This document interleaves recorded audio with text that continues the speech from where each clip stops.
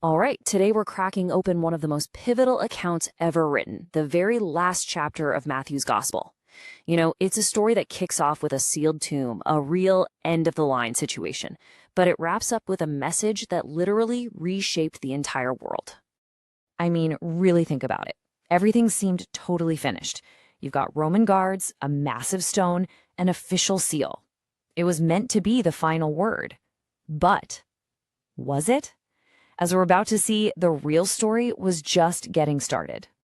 Okay, so our story begins in that quiet, eerie time just before dawn. It's all still, but that silence, it's about to be completely shattered.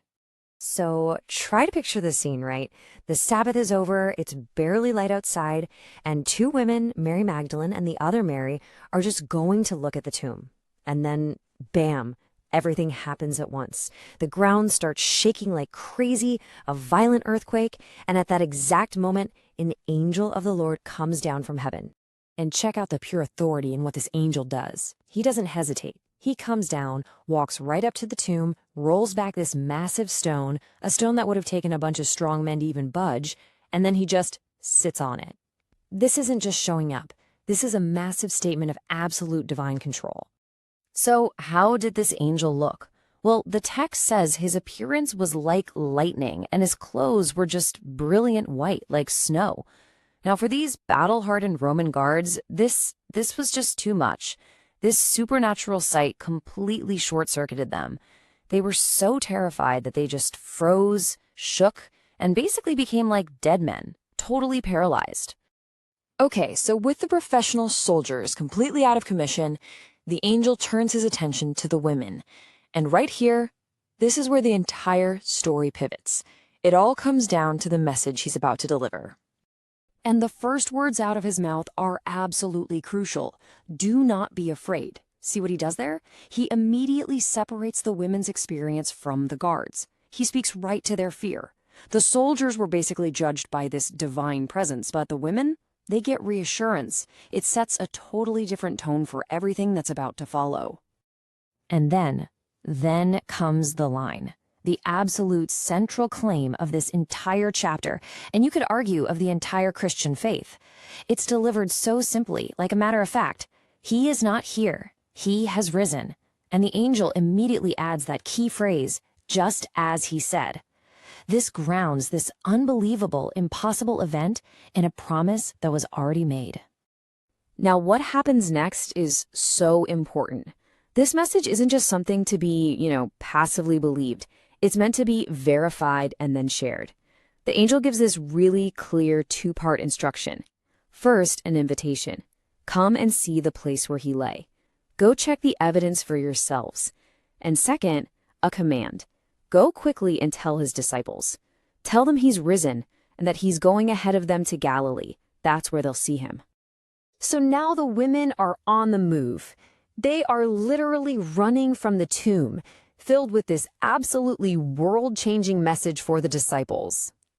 And the text describes how they're feeling as afraid yet filled with joy. What a strange mix of emotions, right? It's this profound paradox. It's that kind of awe that's so intense, it's almost terrifying, but it's mixed with this unbelievable happiness from hearing impossible news. This is way beyond simple relief. It's a truly complex, deeply human reaction to something utterly divine.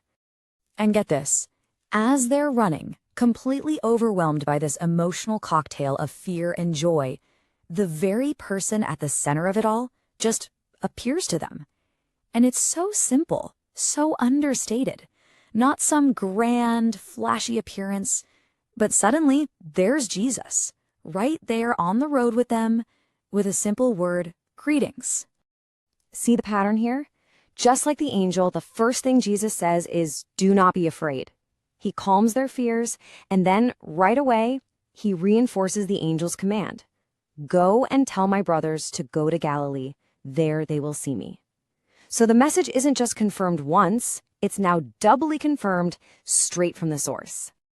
Okay, so while this incredible, miraculous meeting is happening, a very different scene is playing out back in the city. A whole other story is starting up. one of damage control and straight-up deception. And here you really see a collision of two completely different realities. On the one hand, you have the guards. They go into the city and report the unbelievable truth, the earthquake, the angel, the whole shebang. And on the other hand, you have the chief priests. When they're faced with this insane supernatural account, what do? They don't investigate. Nope. Their first move is to shut it down, to suppress it with a big pile of money. And the lie they paid the soldiers to spread, it was actually pretty well thought out. I mean, look at how each piece has a purpose. The event, his disciples came during the night, just a common crime. The action, they stole him away, so it was just a human thing. And the alibi for the guards? While we were asleep. It's a weak excuse for sure, but it explains how a whole detachment of professional soldiers could have failed. You know, the author of Matthew actually points out just how effective this whole disinformation campaign was. This made-up story became the official counter-narrative. It spread so widely that, as the text says, it was still being told to this day, directly fighting against the story of the resurrection. So now we're reaching the climax of the story. While this lie is making its way through the city, the disciples, who now have the truth, are headed for that mountain in Galilee, just like they were told. And this is it, the payoff for following those instructions. They get to the mountain Jesus told them about, setting the stage for the big, final encounter. But when they actually see him, well, their reaction is maybe not what you'd expect. It's actually pretty complex. I find this detail absolutely fascinating. When the disciples see Jesus, it's not like everyone has the exact same reaction. The text is really honest about it. It says they worshipped him, but some doubted. Think about that. Even standing there, looking at the resurrected Jesus, some of them still had doubts. It's such a human moment. And then Jesus addresses them all, and he starts with this massive foundational claim. Before he gives them a single instruction, he establishes his authority, saying, "All authority in heaven and on earth has been given to me." This isn't a suggestion, it's a flat-out declaration of complete cosmic power. So, flowing directly from that claim of absolute authority, he gives them their mission. This is what's become known as the Great Commission, and it's basically a three-part directive. 1. Go and make disciples of all nations. 2. Baptize them in the name of the Father, the Son, and the Holy Spirit. And 3. Teach them to obey everything he commanded. And so the whole chapter, this whole incredible story, it ends on this incredibly powerful promise. After giving them this seemingly impossible, world-spanning mission, he leaves them with the one thing that could ever make it possible, the assurance that surely I am with you always, to the very end of the age. And that leaves us with one final massive question to chew on, right? How did this one command, given to this small group of people, some of whom were still doubting, on a remote mountain in Galilee, how did that launch a global movement that would go on to shape human history for the next 2 millennia?